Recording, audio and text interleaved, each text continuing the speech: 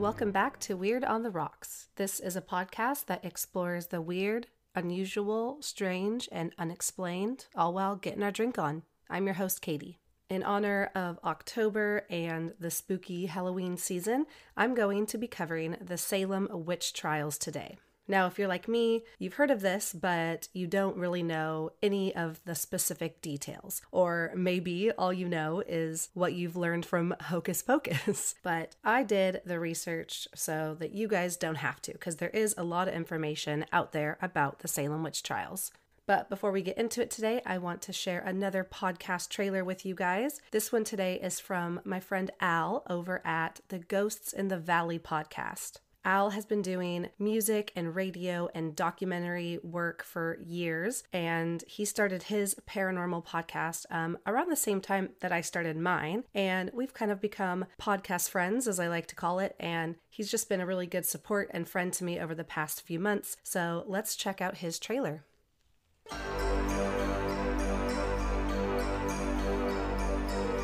Ghosts in the Valley podcast. Topics on ghost stories, spirits, orbs, demons, UFOs, and paranormal activity. Available on social media and most podcast apps. Ghost in the Valley podcast. Thanks, Al, for sending that over, and you guys should definitely check out the Ghosts in the Valley podcast. You're really going to like it. And as always, you can find my show on Instagram and Facebook at Weird on the Rocks Podcast, Twitter at Weird_Rocks, and the website weirdontheRocks.weebly.com. Please rate and review the show on Apple Podcasts and subscribe in whatever app you're using now. That way, my new episodes will automatically be downloaded for you every other Monday. And before we get into the good, creepy stuff today, I want to share this week's beverage of choice. Tonight, I'm drinking a cocktail called Witch's Blood, which I thought was just perfect. It has 7-Up, rum, and pomegranate juice in it, which gives it this really dark blood color. It's delicious, and it's definitely getting me in that spooky Halloween mood for sure. All right, cheers, and let's get weird.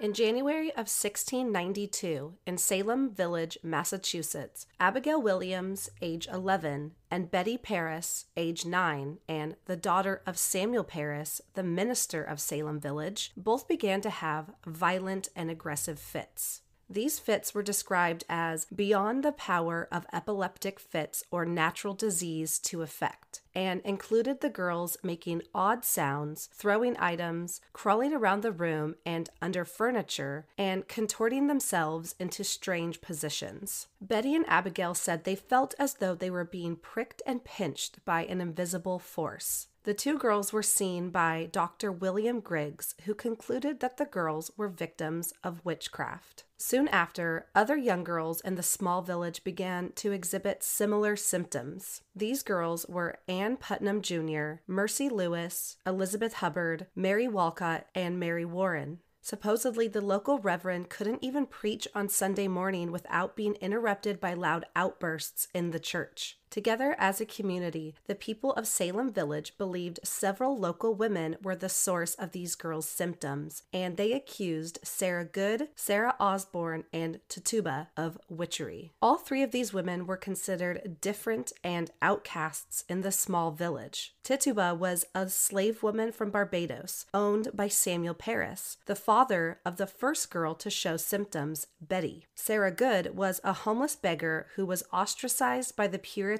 in the community because she supposedly rejected their beliefs. Sarah Good was known to, quote, torment and scorn children instead of leading them towards the path of salvation, end quote. Sarah Osborne was an outcast in the village because she rarely attended church, and the community didn't agree with the fact that she was married to an indentured servant. All three of these women were seen as outsiders in the close-knit village and had no one but themselves to rely on. I'm now going to briefly discuss the history of witchcraft and what exactly the people of Salem Village believed a witch was and what they believed their powers to be. The earliest known witches were mostly pagan and women who practiced natural spiritual rituals. However, their practices were misunderstood and therefore labeled as evil and the devil's work. The first known witch recorded in text was Alice Keitler, who was burned at the stake in Ireland in 1324. Soon after, hysteria surrounding witchcraft spread quickly throughout Europe.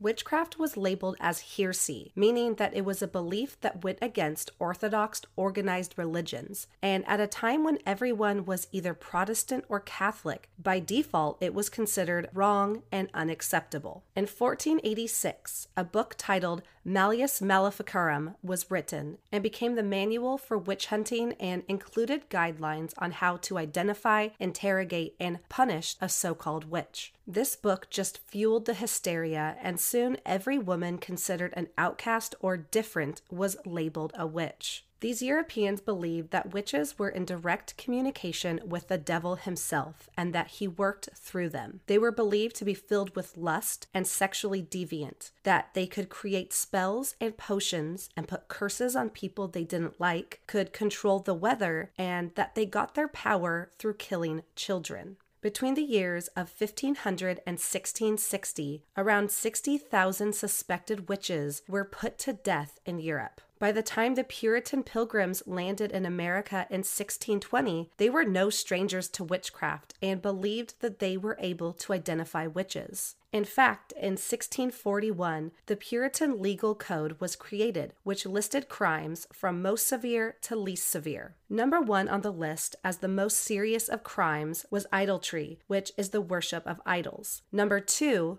was witchcraft. Number 3 was blasphemy, which is the act or offense of speaking sacrilegiously about God or sacred things. Number 4 was murder. Number 5 was poisoning. And number 6 was bestiality. So in this hierarchy of crimes, witchcraft was considered more serious than killing someone. Now back to Salem Village in 1692. The accused women, Sarah Good, Sarah Osborne, and Tituba, were brought before magistrates Jonathan Corwin and John Hawthorne to defend themselves against the accusations of witchcraft and of harming these young girls. Starting on March 1st, 1692, they were interrogated for several days. Sarah Good and Sarah Osborne both denied the allegations against them, but Tituba confessed after days of being locked up and interrogated and claimed that other women in the community were involved too. All 3 women were found guilty of witchcraft and were sent to jail. However, sending the women to jail did not end the panic, and hysteria quickly spread throughout the entire state of Massachusetts. Everyone was on edge, believing that their neighbors and community members were secret witches. People quickly began to blame anyone and everyone that did anything out of the ordinary and went to extreme measures to identify witches amongst them. A woman named Mary Sibley told one of her slaves, named John Indian, to make a witch cake. The cake was made of rye meal mixed with the urine of the 2 originally afflicted girls. The cake was then fed to a dog, and the belief was that when the dog ate the cake, the witch that had harmed the girls would be in excruciating pain.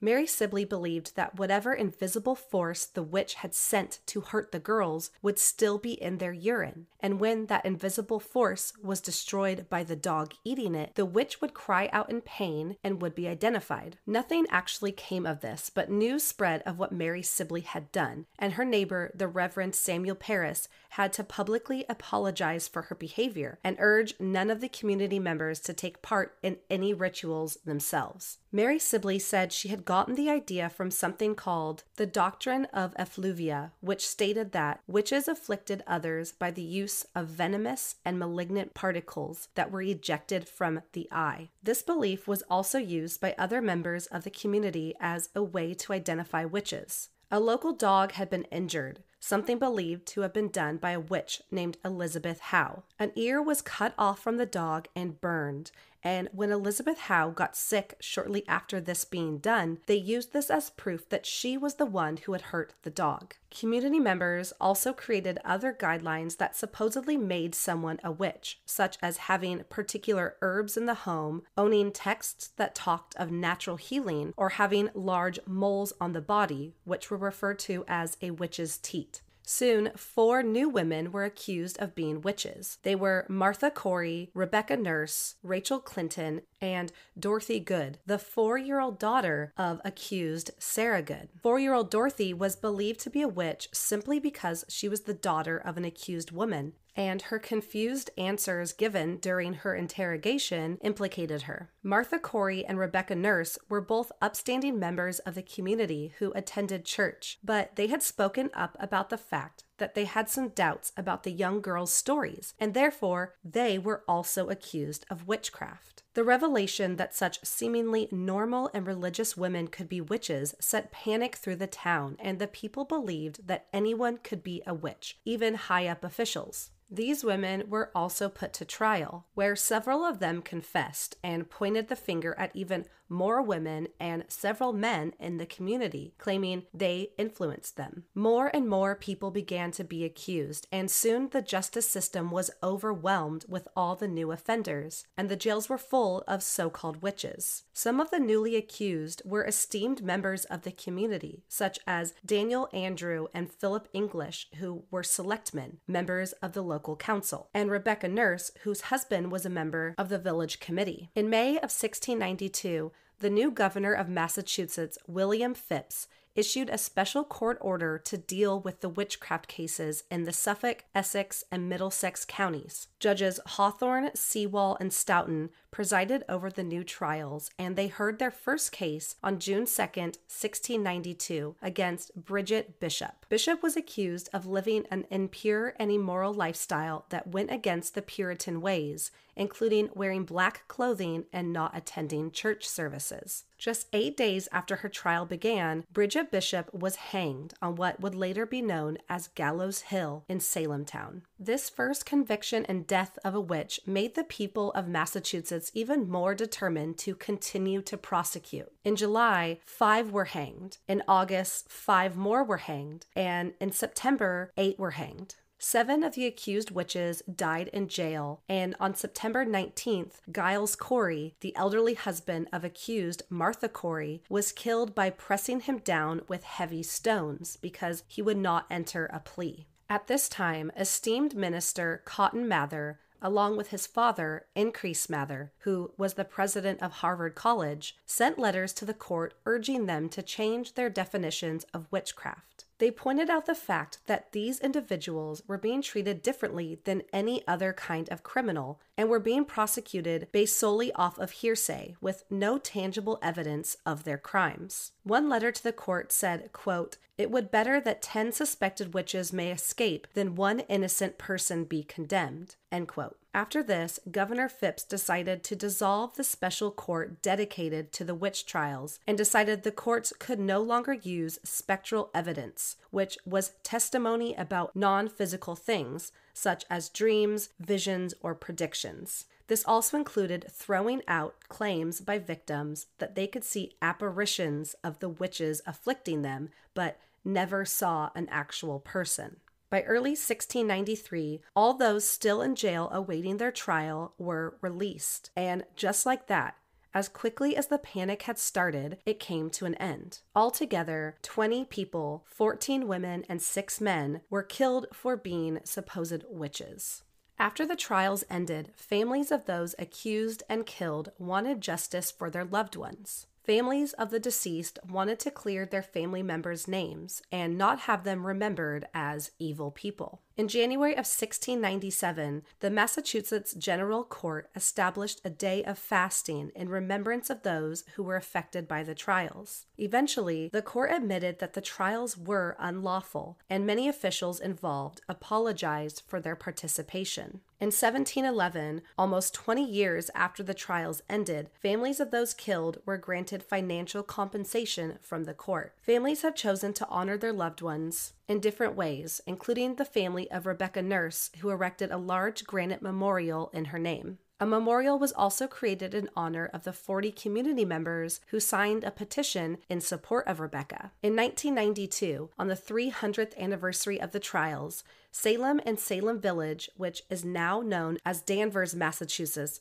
opened a memorial park dedicated to the victims of the trials, including stone benches for each person that was executed. However, there were still some individuals whose names had never been cleared as innocent from the trials, and their families continued to work to find them justice. In 2001, a bill was finally signed by Governor James Swift that proclaimed all affected individuals as innocent. Over the years, many books, movies, and plays depicting the events of the Salem Witch Trials have been created, including the 1953 play The Crucible by Arthur Miller, which was later turned into a movie. So it has been 327 years since the Salem Witch Trials, and people are still confused about what spurred these events and the mass hysteria that ensued after. And it seems as though many people are still unsure of what exactly a witch is. Most modern-day witches identify as Wiccan,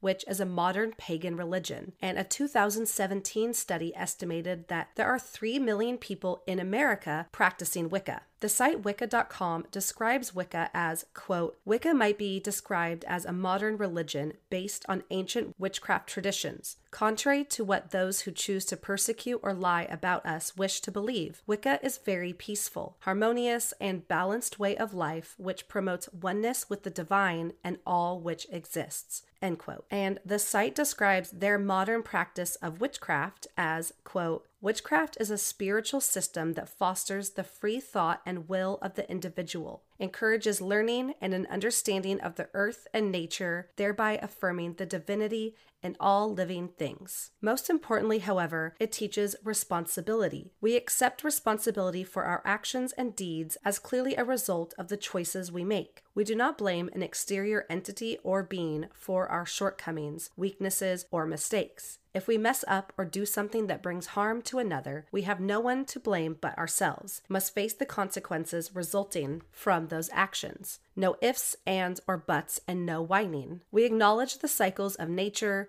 the lunar phases, and the seasons to celebrate our spirituality and to worship the divine. It is a belief system that allows the witch to work with, not in supplication to deities with the intent of living in harmony and achieving balance with all things. End quote. So most people who identify themselves as witches do not partake in any of the rituals or things that these settlers thought witchcraft really was, and instead describe themselves as peaceful and harmonious. So if these people who were hanged for witchcraft weren't really witches, then what was really happening during that dark, cold winter of 1692 in Salem Village? There are several different theories that I'm going to discuss that might explain the real truth. The first theory I'm going to cover was first introduced in 1976 by Linda Caparil, a developmental psychologist. She believes that ergot poisoning was responsible for the events of the Salem Witch Trials. Ergot is a parasitic fungus that, in the right weather conditions, can grow on grain. This fungus is actually a derivative of LSD, a drug that causes hallucinations and sometimes convulsions and the feeling of being pinched or poked, similar to the symptoms of the original girls Betty and Abigail were experiencing. In Salem, the most commonly grown grain was rye, which ergot loves to grow on. The year prior to the witch trials, 1691, was very warm and rainy, which was the perfect condition for the growth of ergot on the crops. And at the same time, all the ergot-infested crops were gone and eaten, the trials ended. Is this just a coincidence? Or were the people of Salem paranoid and hysteric because they were actually poisoned by ergot and basically tripping out without even realizing it? However, some point to the fact that the symptoms mainly seem to plague girls and women, leading me to my next theory that the trials were actually fraud, brought on by these girls being bored and wanting attention. Author John Putnam wrote in his book, Entertaining Satan, Witchcraft and the Culture of Early New England, that the witch trials were basically just teenage angst and a rebellion against the authority of their parents. Some believe that these girls just wanted to pull a prank of sorts to shake things up a bit in their small, boring village, but didn't want to admit responsibility once things got out of hand. There are also some old texts that claim that Tituba, the servant who was accused of being a witch and hanged, taught the two original girls, Betty and Abigail, how to see their futures. Using the white of an egg and a mirror, they created a sort of crystal ball that would show them the face of their future husband, but apparently the two girls instead saw the image of a coffin. Perhaps these girls got spooked by this game and believed that Tituba was trying to lure them towards evil. Or maybe they felt ashamed for participating and subconsciously faked their symptoms as a way to deal with their guilt. Another theory is that the witch trials was just an early example of sexism towards women. At this time in history, women were often considered hysteric, overly emotional, and unstable if they ever exhibited any type of emotional behavior. Some, many of them feminist historians, believe the witch trials were caused by the patriarchy trying to oppress women, in particular, women they considered to be different or a threat to their society. Perhaps the men of Salem didn't agree with the lifestyles of these women and wanted to rid their village of them, and labeling them as witches would ensure that the entire village would want them gone too. However, some point out the fact that there were also men accused of witchery, 6 of whom were executed. Although perhaps maybe these men were only accused to make it less obvious of their intentions, making it seem as though not just women were being targeted.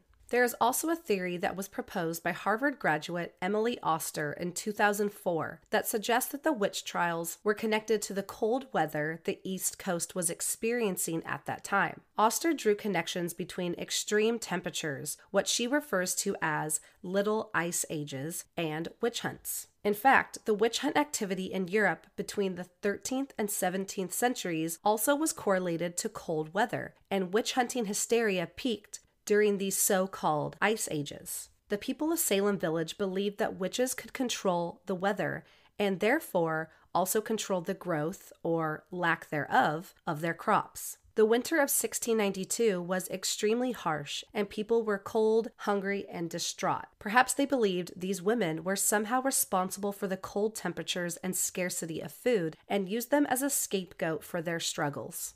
Many historians have also drawn a connection between the trials and local politics. Several of the men and women accused of witchcraft were members of the local council or were related to members. Perhaps the trials were an elaborate plan to get certain people out of office without it being obvious. There was also a great divide in the village at the time regarding who should be the town's reverend. In fact, Salem Village had gone through 3 reverends in 16 years because they couldn't agree on who was fit for the position. Many who believe this theory point the blame at Reverend Samuel Parris, who was the acting reverend at the time of the trials, and who faced a lot of opposition from local committees. Parris was perhaps the most aggressive and vocal in the hunting and prosecution of witches. And we can't forget the fact that one of the 2 girls who first showed symptoms, Betty Parris, was the daughter of Samuel Parris. Perhaps Samuel Parris purposely started the witch trials to rid the community of his competition and his naysayers, and he convinced or bribed his young daughter into acting as though she was being afflicted so he could point the finger at these women. And the last theory I'm going to discuss is that the witch trials had a connection to the Native American wars that were raging near Salem at the time. King Philip's War was a conflict between the English colonists and the American Indians of New England, and it was happening just 70 miles from Salem. Everyone in Salem was aware of the war, and many from the community were actually refugees from the war. Some historians speculate that perhaps the violent environment and the high tension of a war raging so close amped up people's fear and stress and created hysteria. In fact, several of the women who showed supposed symptoms of witchcraft had witnessed violence of the war, and perhaps were actually showing signs of post-traumatic stress disorder, something which was unknown of at the time. Unfortunately, even though it has been 327 years since the Salem Witch Trials, historians cannot determine one singular cause of these events. There is little evidence from that time, and the documents that are still in existence are only from the point of view of those leading the witch trials. However, most believe that the trials were actually a combination of factors that perfectly aligned. Author Emerson Baker wrote in his book, A Storm of Witchcraft, quote, "What happened in Salem likely had many causes and as many responses to those causes." While each book put forward its own theories, most historians agree that there was no single cause for the witchcraft that started in Salem and spread across the region. To borrow a phrase from another tragic chapter of Essex County history, Salem offered a perfect storm, a unique convergence of conditions and events that produced what was by far the largest and most lethal witchcraft episode in American history, end quote.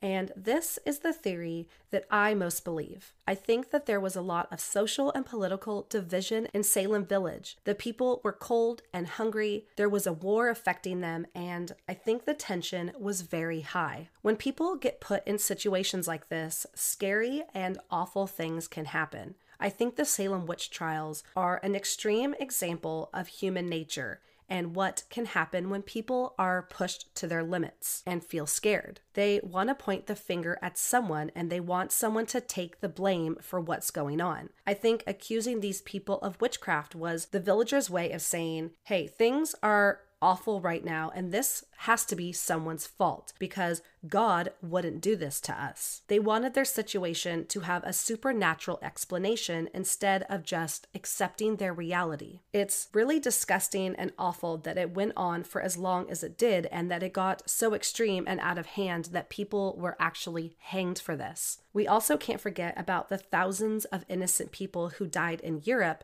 during their witch hunts, because the Salem witch trials are actually nothing in comparison to the scale of those. I recently listened to an episode of the Witch Hunt podcast hosted by a woman who actually lives in Salem, and she made a really good observation. She posed the question of why the Salem witch trials are more widely known and talked about versus the huge witch hunts in Europe. And she believes that we are so fascinated by the Salem witch trials precisely because they were on a smaller scale. When you hear the number 60,000 people were executed for witchcraft in Europe, that number is almost too big for us to comprehend. But when we talk about the 20 people who were killed in Salem, although the number is much, much smaller, it seems more real and tangible to us. We can name all the people who died in Salem, making it seem more personal and, I think, more scary. But as always, I want to know what you guys think about this.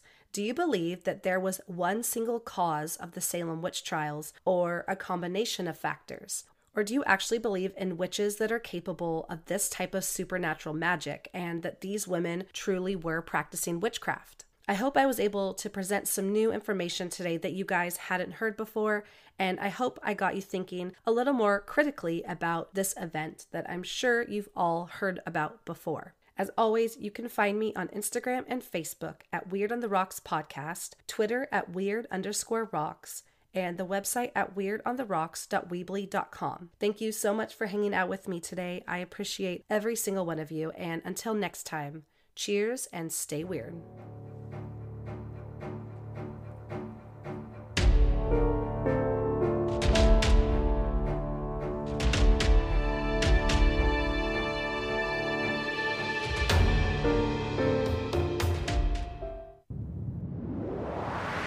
That was a Titancast episode.